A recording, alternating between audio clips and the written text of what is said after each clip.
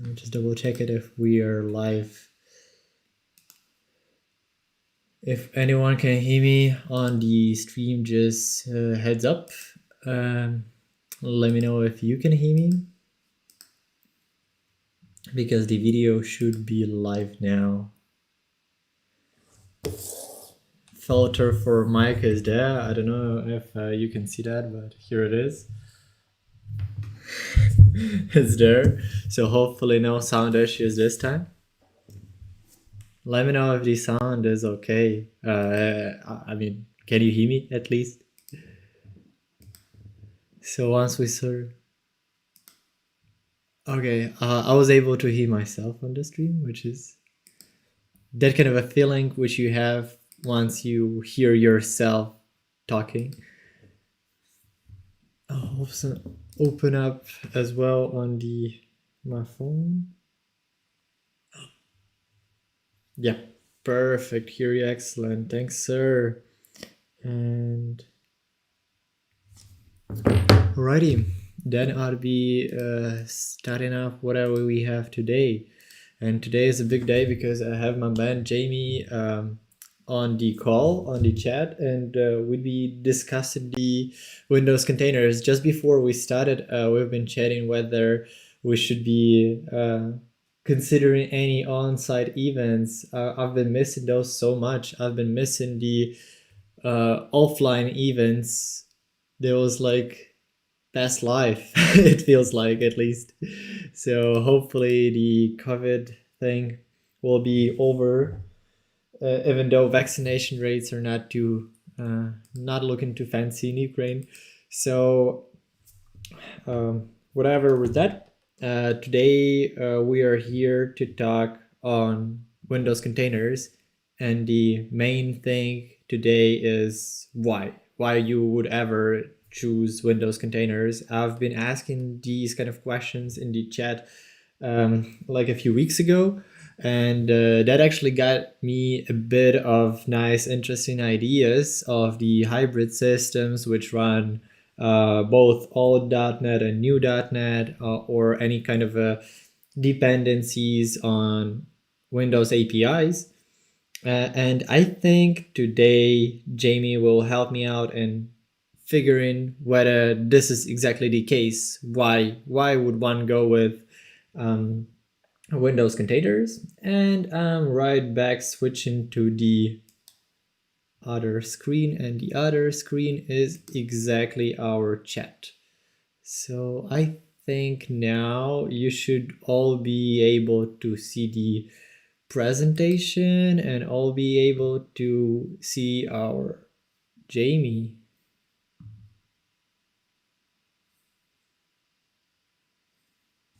Let me know if that's the case in the chat. Meanwhile, I'll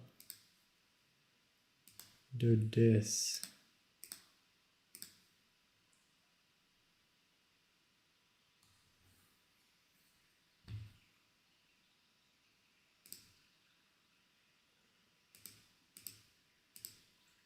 Cool, must be cool now.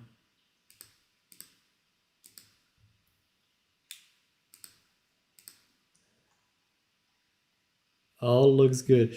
Jamie, can you unmute yourself and say a few things so we can figure out whether the sound is right? Yes, perfect, perfect. Happy to hear about you. Hello everyone in the chat. So Jamie, why don't you just jump in and say a few things about yourself, about your professional career, and how we actually figured out that we should do this session.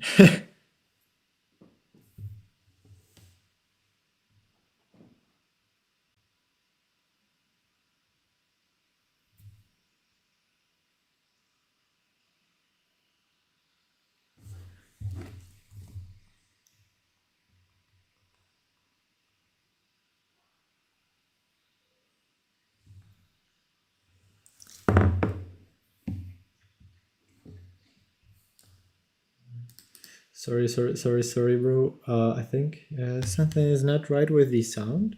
Just give me a sec. Oh, just grab that. I'll sort it out in a second. No, don't worry. Yes, and this should be okay. Can you say something now? Yeah. Yes, perfect. So now it should be okay. Um, sorry for that. No, Something no, was not no right with the problem. setup. So I'll just pick up about me. So I'm a software engineer on the Rancher Windows team at SUSE. SUSE and Rancher joined SUSE last year.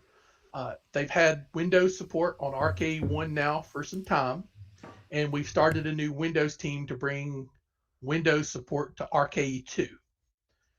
I have 15 years of experience with Windows and .NET, so I'm coming from that background, joining a team working on Windows support. A large chunk of Windows users tend to be .NET users, so that's some good um, synergy. And then my background has primarily been enterprise development focused. So I understand workloads of like local government to more private businesses that have those applications that just stick around entirely too long in the technology that they're in. So I bring a lot of that with me when looking at these features and how they're going to be used. So the question we often get asked is why Windows containers? Why would you use those if you have Linux containers? And there's really three big reasons. And these are probably going to be reasons that maybe you don't think about initially, but they make a lot of sense. And I've learned a little bit talking to people now that I've been in this role, asking on Twitter. That's how I ended up here talking.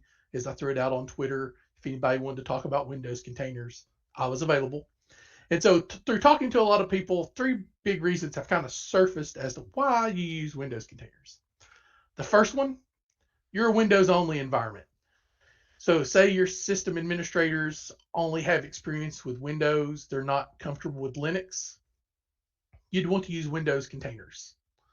Uh, because the more Linux nodes you have to run, the more Linux things you have to have in your environment, the more burden that puts on your system administrative staff, and they have to bring up that skill set. And so you can't just go there.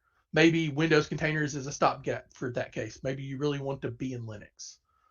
Another reason a lot of shops are focused on Windows is they're comfortable with the support model.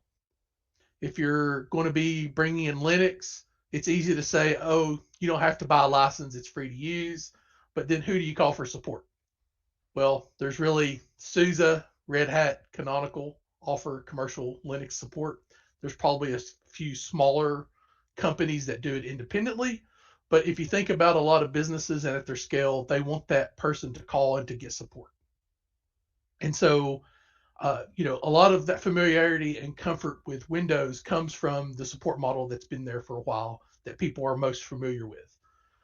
So that's one of the reasons is you're comfortable in Windows, you know Windows, you already have a contract, you already understand the licensing, and you may not be comfortable with Linux. I think that's changed a lot in the last 5, 6 years, but there's still those places that are, I have to use Windows. And one of those big things here is the federal government in the U.S.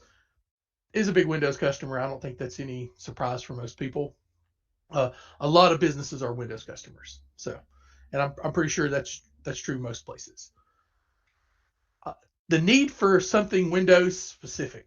So that's another reason you're going to want to use a Windows container is you need something that only Windows offers. And you might think about some of those things right off top of your head, but we're gonna walk through those. So things that you need Windows to do: Active Directory integration. That's a big one, right? If your app does any kind of Active Directory integration, you're going to need Windows to enable that support. Those libraries, even on .NET Core, are Windows only. I don't think that's changed with .NET Core 6. You can use LDAP to sidestep that need, but you lose a lot of the really nice integration that you'd normally get. With Windows containers, especially on Kubernetes, that's going to require GMSA, so Group Managed Service Accounts. And you're going to need Active Directory 2012 or newer to use that functionality. And then your container host currently has to be joined to the domain. So if you want your app running in the container to use AD integration, your host has to be joined, and there's some GMSA setup that has to occur. That's changing. So there is the option to have non-domain joined hosts. That's kind of out there, but it's not anything that's easily consumable right now. And I don't know what the status of that's going to be. So keep that in mind. So that's one reason. Well, that's another aspect of why you would want to use it. Windows only software. You got those things that maybe your app needs. There's a whole Windows runtime space in the .NET Core for things that are only Windows. Do you use those right now? Do you use that functionality? Then you're probably going to be stuck with Windows containers. Maybe you have a dependency on something like Office with your app, your .NET app. Well, Office doesn't run on Linux right now, so you're kind of going to be on Windows containers to get that capability. And there's other dependencies like that you just have to look at your app to kind of determine. And then vendor support. Just because something works on Linux doesn't mean the vendor supports it on Linux. So a lot of vendors have beta software out right now for Linux support. Teams is a fine example of something that is still in beta. Edge, amazingly, just came out of beta for Linux. So I work on a Linux desktop. Strangely enough, doing Windows development, it's kind of odd. I'd use Edge now. That's not beta. So Microsoft's getting there, but if your vendor offers a beta solution, you might not be able to go to production with that. So you're probably going to need to run in a Windows container for that type of stuff. And then, does your app use any Win32 API libraries? You'll be surprised when you start looking at your application what it uses and what it doesn't use under the hood. And an interesting example of this that I can talk about is that the Klog logging library for Go has a dependency on the Win32 API library. And I'll bring up why that's important a little later, but just know that there's some functions that depend on things built into Windows that are not going to be available on Linux that is going to kind of surprise you when you start digging into your application. Legacy apps. So there's questions that were shared with me earlier. Some of those reference things that would be considered legacy applications. So I'm going to throw ASP.NET Full Framework in there. I would consider that legacy at this point. I know it's actively maintained. They just did another release after they said they weren't going to do any more releases. There's now a 4.9 coming, I think, or it's another 4.8 release. So they're keeping it up to date. And the reason why is there's lots of software that runs on ASP.NET Full Framework that businesses use to make money that will probably never get ported to .NET Core. The app works. It just needs a little bit of maintenance. It does what it needs. And on top of that, I would guess that a large chunk of those applications are still web forms. So I don't know the user base here to know if you've been here long enough to know web forms versus MVC or some of the new stuff coming in .NET Core. But web forms is still out there, just like Silverlight, which, yet again, something people may not be familiar with. So those things are out here. People are using them, and so that's something you could put in a Windows container. Win32 API, talked about that before. If your application uses that, you will need Windows containers, right? That's just part of it. And then maybe you require IIS, so Internet Information Services. Maybe that's the web server. There's a feature in there that you need. Or maybe you have an ASP Classic application that can only run an IIS. You would need Windows containers to run that. And yes, you can containerize an ASP Classic application. It is doable. So if you have those in your environments, those are probably good ones to get in a container. That'll make it a lot easier for devs and everybody else. It would be better if you could migrate to something else, but it is what it is, right? You're stuck supporting things that you don't intend to, but they're still there 20 years later. So those are the big three reasons. Windows only environment, Windows only software, legacy applications that tend to focus heavily on Windows only type technology. So if you're familiar with Linux containers, Windows containers has a small nuance. So in Linux containers, you can have multiple versions, right? So you have Ubuntu 2004, you can have Ubuntu 1804, you can have Alpine 3.x, but you don't have sub images. I'm going to call these sub images. So you don't have like a flavor of an image. So it's not like Ubuntu makes an Ubuntu desktop and Ubuntu server 2004 image. They may at this point, I don't know, but last time I checked, they didn't. And so that's different for Windows containers, and that's going to be really important because that's going to drive a lot of decisions. So in general, there are 4 base images per version of Windows Server. Right now, there's Windows Server 2019, 1809 LTSC, and then there's Windows Server 2022 LTSC. There are Windows versions kind of intermediate in between, but most of them are falling out of support now. Microsoft is moving to a long-term servicing channel LTSC model for Windows Server. So just know that there's 2 versions of Windows Server, and then there's 4 different base images to choose from when choosing to containerize something for Windows. This adds some complexity. So there's Nano Server, Server Core, Windows Server, and then Windows. And there's some small nuances between the last 3, more so than the first one. So Nano Server, that's the smallest image. It's about 300 megabytes. That's going to be the most comparable to like a Linux container in size. You can get smaller ones, of course, in Linux, but in general, that's about the size that's pretty good. Most people are comfortable with it. It's quick.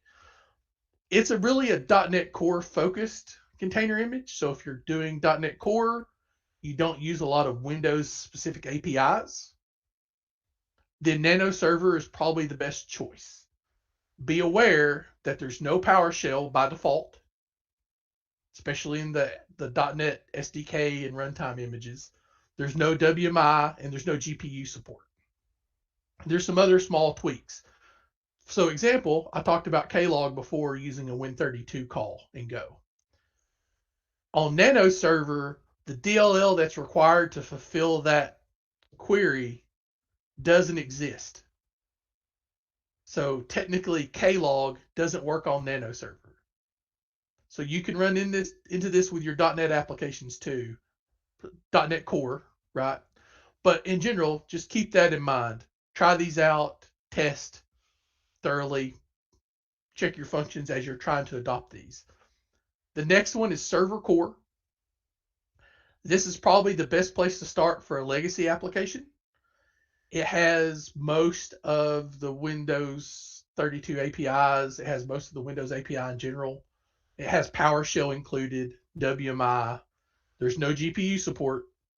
And all the .NET Full Framework images for SDK and runtime start at Server Core. So that doesn't exist for Nano.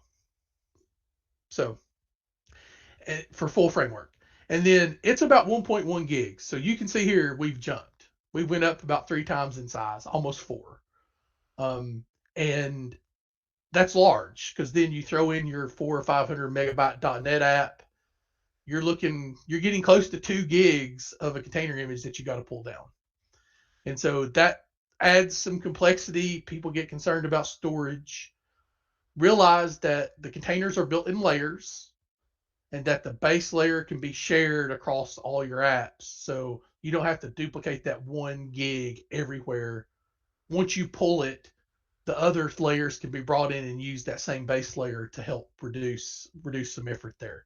So it's just the initial load on a fresh machine or an update is you're going to hit this and it's going to take a while. So deployments can take 5, 10, 15 minutes based on your internet connection and things like that. So after Server Core comes Windows Server. This one, 3.1 gigs base. It is quite large. It's got the full Windows API, most server features, GPU acceleration.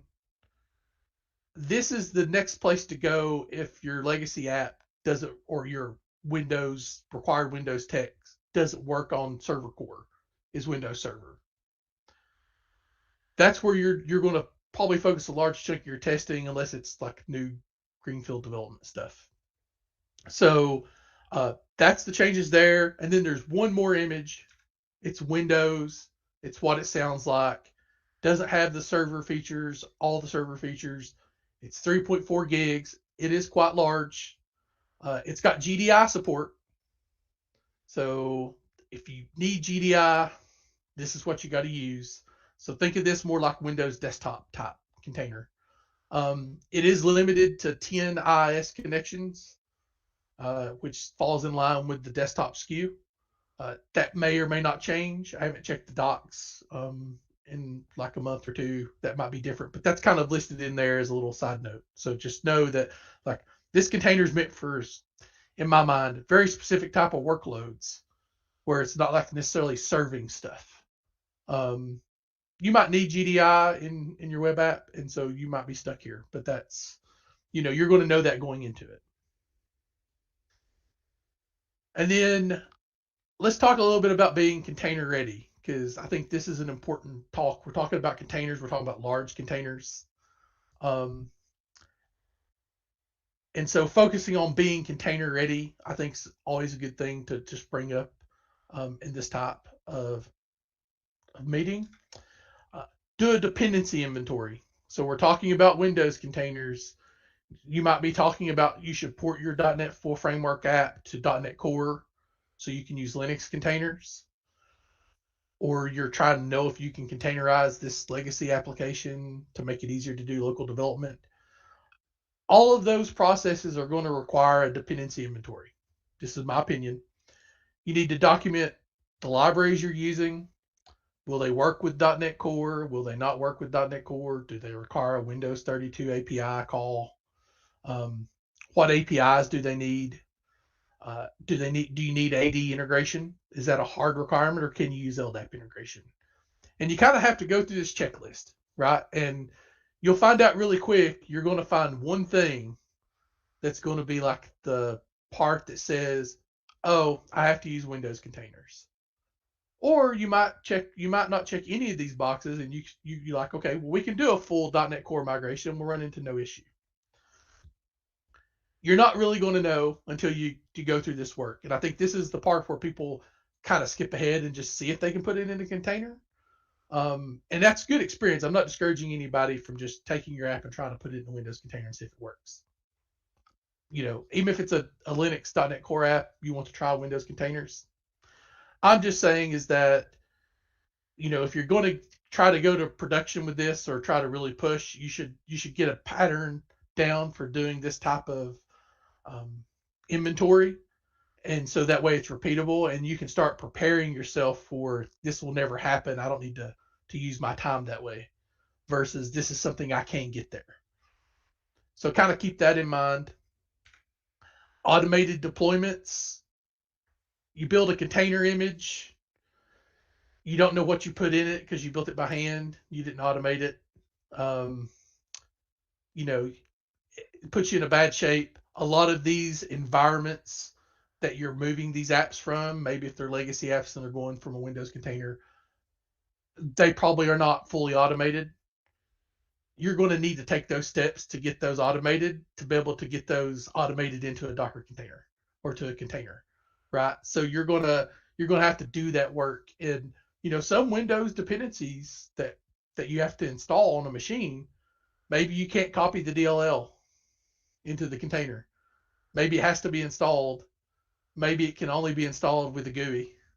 I've had those. Luckily, we figured out you could copy the DLL and write a license file somewhere with your license in it, and it would work. But the installer wouldn't give you that option. It could not be automated. You had to click through visually. So that will also determine if you can containerize or not, especially with Windows containers. Because, on Linux, I think they do a much better job of getting everything fully CLI focused, right? Because servers typically don't run GUIs in that environment, where in Windows, you end up with the UI most of the time. I think it's getting better, like with server core or server without the desktop experience, right? When you do that install, but a lot of people don't administer Windows servers at CMD and PowerShell only, at least in my experience. So, automated deployments, can things be used CLI? That's another good container ready mark to follow. And then this is a quote from an episode of .NET Rocks. I could not remember who said this quote, but I thought it was very good. Is that if you're currently doing DevOps, are you currently doing DevOps? If not, containers will eat your lunch. And that goes to the fact that there's a lot of automation that's expected to build your container. There's a lot of automation expected to deploy a container. And you're not going to do as much of this manually as maybe you get used to with some types of deployments. And with containers, you build it, you deploy it. Well, security patches are not going to happen. Containers are intended to be immutable. You're not going to run Windows updates on a container, right? You're not going to run any updates on a container, Linux or Windows.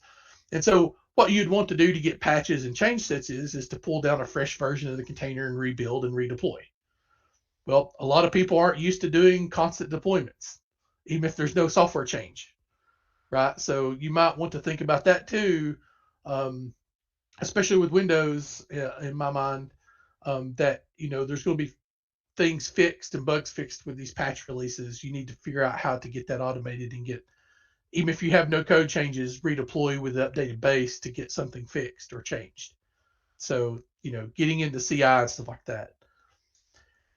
So there are some nuances compared to Linux containers. So if you're used to working with Linux containers, Windows containers are going to kind of be shocking, because not only are there multiple base images to choose from, they can get quite large. Something else you're not used to. You need a large disk on your development machine, to be able to do this. The container OS version and host have to match. So if you're running Windows Server 2019 as your host, you have to deploy a Windows Server 2019 container image. You can't run 2022 on a 2019 host. You can't run 2019 on a 2022 host. Keep that in mind. And that's the same for like 20H2 and 1904, which they're kind of going away, but it still adds some complexity. Part of that is because they use process isolation on the server to run the container. It requires the versions to match because you need the same kernel, close to the same kernel as possible to make sure all the calls line up. Hyper-V isolation, they're working on it. It's something that's been asked for, that's going to be enabled. I don't quite know how that's going to play out yet. But that's something there. So Hyper-V isolation will be like fully simulating a whole environment, right, with Hyper-V. So just know with Windows containers, those things are going to have to match, which then complicates your continuous integration pipelines, because most CI systems like GitHub Actions or Drone or TeamCity or anything else like that, you're going to run those on server versions of the operating system, which means if you want to build a 2019 Windows container image in your CI system, your runner needs to be running on Windows Server 2019. Or at least you have a 2019 server running Docker to build it on. You can, so Windows 10 and Windows 11 use more something like Hyper-V isolation, and that's why you're able to use the different versions of the server on the desktop to build those, right, locally and do dev and test. So just keep that in mind. The multi-version support, so Docker Hub, most container registries can support multi-versions of a container through a manifest file. So A Docker manifest says, here is my Windows 2019 image. Here's my Windows Server 2022 image. When you pull with this name, Docker pull my image, it checks the host OS and goes and pulls the correct version if you've published both to Docker Hub for you. So you can have a Kubernetes cluster with 2019 hosts and 2022 hosts, and as long as you're publishing both images to Docker Hub using a manifest, you can use the same name. It'll pull the correct one. If you see an error that says that the host architectures don't match, then it's trying to pull one that's not going to work. Your hosting environment, yet again, needs to support for the Windows version that you're trying to deploy. In that,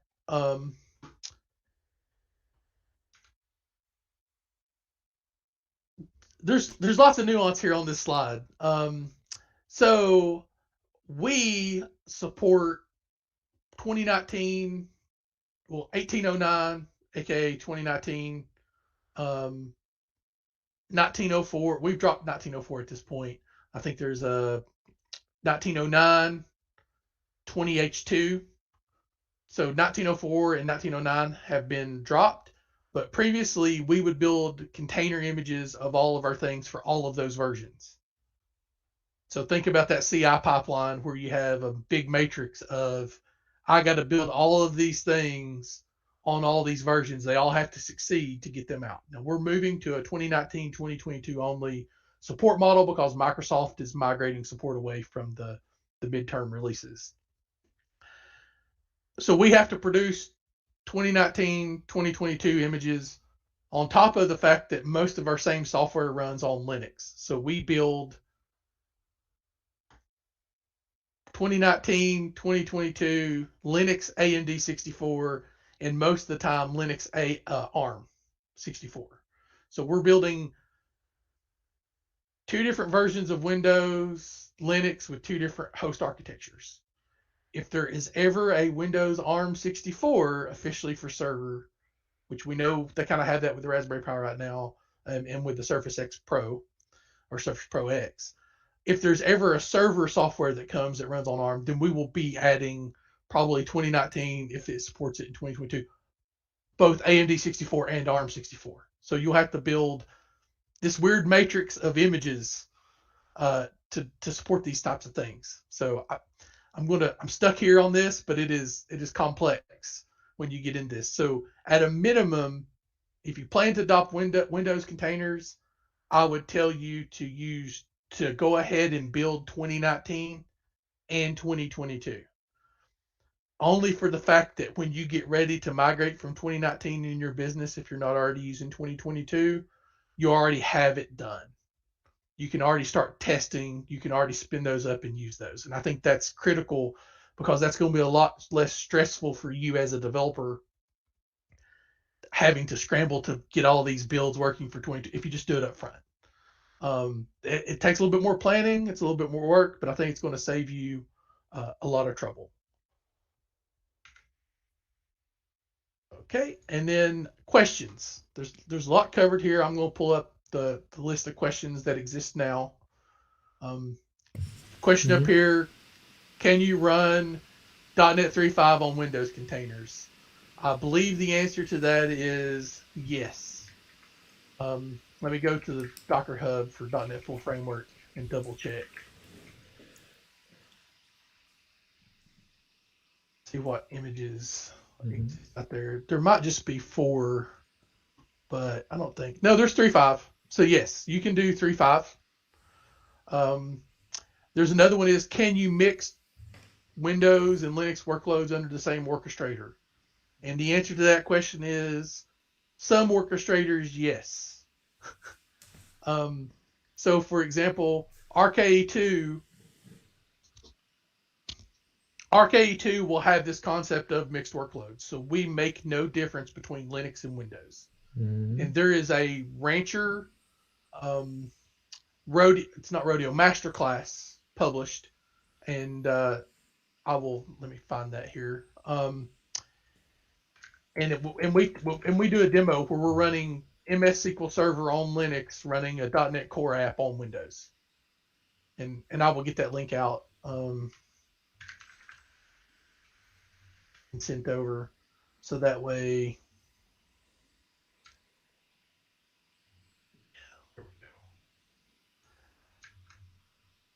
Okay.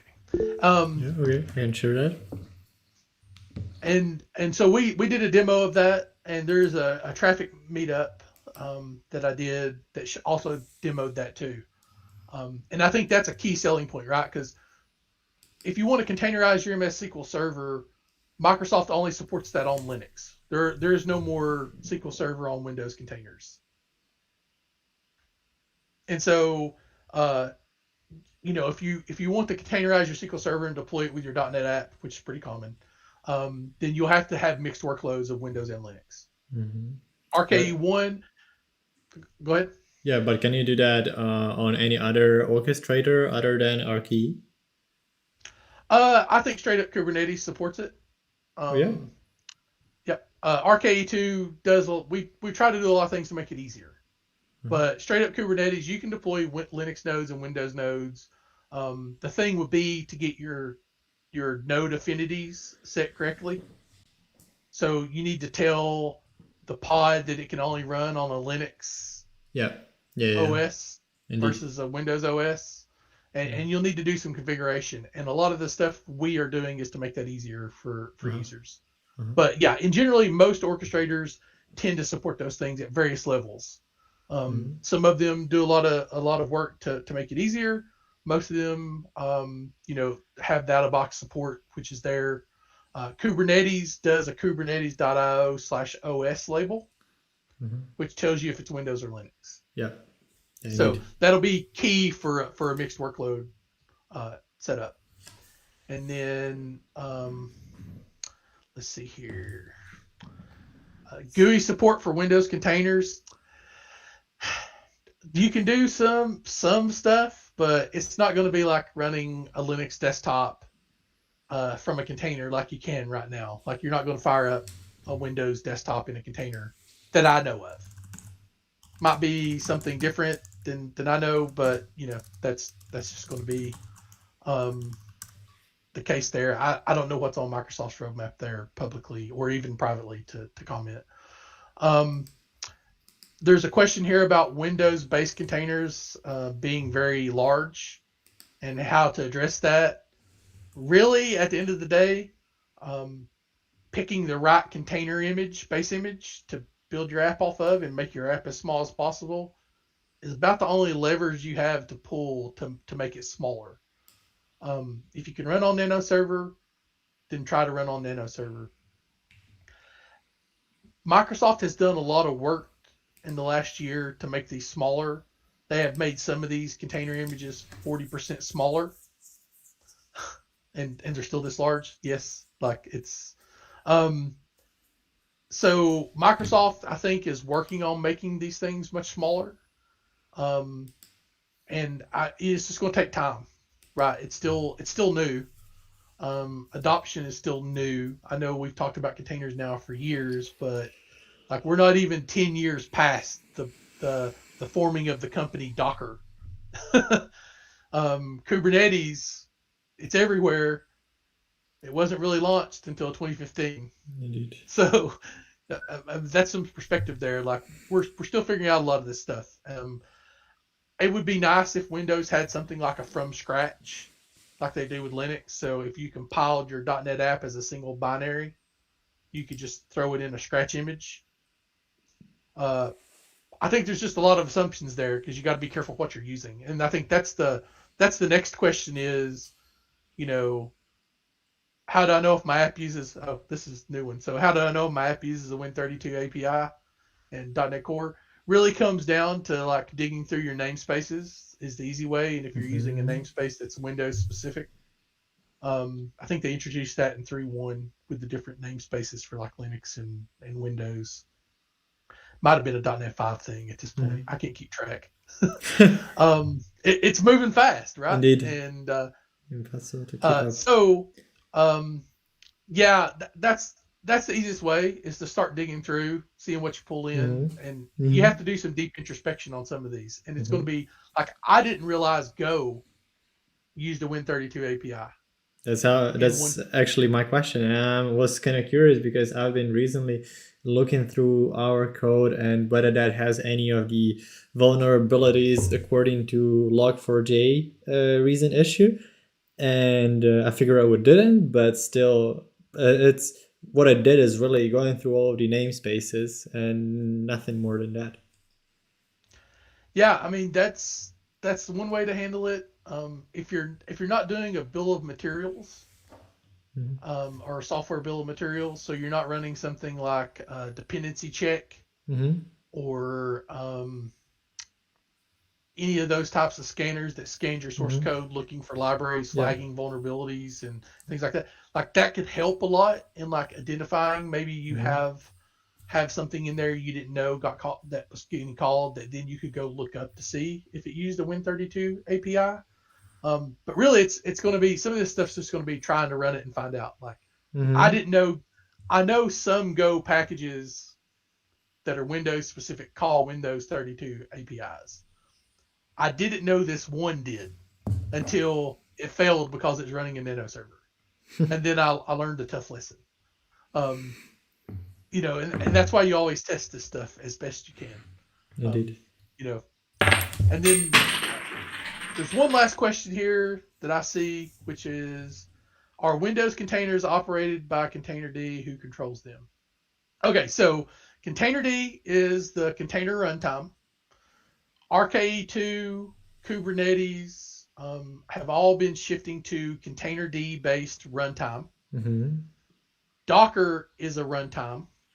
Docker uses containerd underneath, but there's some stuff on top that Docker does. So those are and then there's also CRI, so a CRI, container runtime. So there's a couple different runtimes out there. That's what kind of boots up the container and knows how to work with the host, and provision mounts and resources and things like that. The question also said, who controls Windows containers? If that's what you're talking about, then yes, containerd is the future, for at least for in the Kubernetes space. That's what they're moving to. They are dropping Docker support. Docker shim's coming out, I think, in the next release. So, you know, there's not going to be any dependency for Kubernetes on Docker. Outside of that, Microsoft controls like the Windows container images for the base images that you get to choose from. There are, you know, there's no way to like go roll your own base image like you can with a Linux distro right now. There is a cool project out there called Crane as part of the Google Container Registry. And you can work with images with Crane without Docker. So if you want to pull an image, specific version, you want to extract files from it, they've added recently, let me get you a link to that. I worked with the person that added it. You can now create Windows containers with Crane without Docker. So right now there's no way that I know of to really build a Windows container without Docker easily anyway. Crane allows you to inject your code as a layer into the container image, and it knows how to do the right setup for Windows. So there's some different things that Windows does and requires, like every layer has to have a Hives directory and a files directory. That's not the case on Linux, right? And so you start realizing there may even be a way to like make registry changes in the Hives. I haven't dug into that, but so if you're doing something that's like .NET dependent, framework dependent deployment, where you're building your DLL and deploying it on a runtime container, you can build those without Docker. But you can't build the base image. Like there's no, I don't know of anybody making their own right now, and that's, you know, I think there's a lot of stuff you'd have to know about the Windows operating system to do that. And, you know, it is still proprietary software. So Indeed. Hopefully I answered that well enough. I think so. That's actually surprising because I didn't know that there is anything other than Docker for Windows containers. So any other way for us to operate these images. I always thought it's only Docker. Yeah, there's a couple different things. I'll paste the link in our chat, and then you can share those out. So Perfect. I Yeah, did a blog post about how to build an image with Crane. So you don't have to have Docker. And I actually built the Windows image on Linux. Oh, that's crazy. Yeah, it's pretty cool what this library can do. Alrighty. So it adds a lot of new capabilities, especially in CI/CD. When, like I said earlier, you have to have 2019 and 2022 servers to run Docker to build these containers. Well, potentially with something like Crane, if it fits your use case, then you could technically just build these on any CI runner. You don't have to have your Windows servers. You don't have to have both versions to build a 2022 and a 2019 container image. But it's a very narrow use case right now, which is things that are pre-compiled like Go or .NET. .NET full framework stuff will work for the most part, right? If you're trying to change the registry entries or enable server features as part of your Docker file, that's not going to work. It's got to be some code that you can just plop on the system and it works. That there's limitations there, but I think it's going to get better. Okay, cool. I don't think that we have any more questions. Let me just quickly double check that. Quickly go over the chat. All right, yeah, I think that's it from the question side of things. If anything else occurs, I think I'll just hit you up, and I'll also share all of the links in the follow-up that I'm gonna do. I think that was great. I think that was just perfect. Thank you, Jamie, for that. And I actually learned a lot of new things for my own knowledge. I didn't really realize that Windows containers are the thing at all, but now I see definitely a particular use case for that. And I've been in these kind of environments where this would be so beneficial. So thank you, sir, for that. Yeah, and thank you for having me. I'd be wrapping that up. Hopefully that was useful, and see you next time, guys. Bye-bye.